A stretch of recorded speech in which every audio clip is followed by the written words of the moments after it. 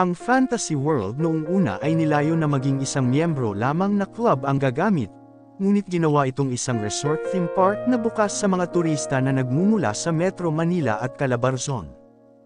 Nakatanggap ito ng pag-endorso mula sa Kagawaran ng Turismo noong 1997.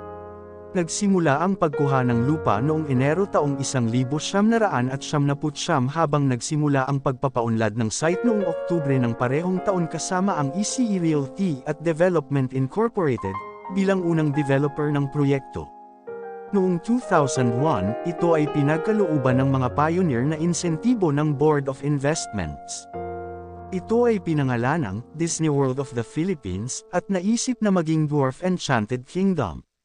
Ang proyekto ay inaasahang nagkakahalaga ng 17 na bilyong piso at magiging ganap na pagpapatakbo noong 2005. Gayunpaman, dahil sa mga isyu sa pananalapi at sakit ng pinuno ng ECE Realty na si Emilio Chin, nahinto ang pag-develop ng Fantasy World noong kalagitnaan ng 2000s.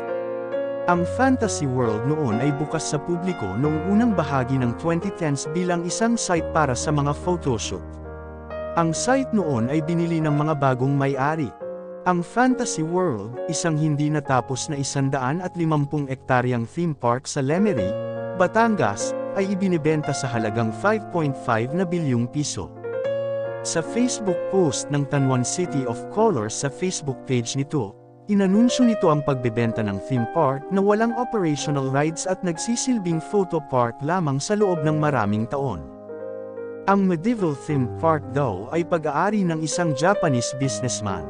Ito ay pinaniniwalaang inabandona dahil sa mababang pondo.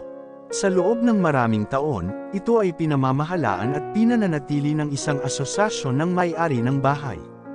Nagtatampok ang parke ng hotel, simbahan, clubhouse, function room, restaurant, bowling at billiard area, Olympic-size na swimming pool, condotel, na may 700 kwarto, at mga kastilyo, bukod sa iba pa.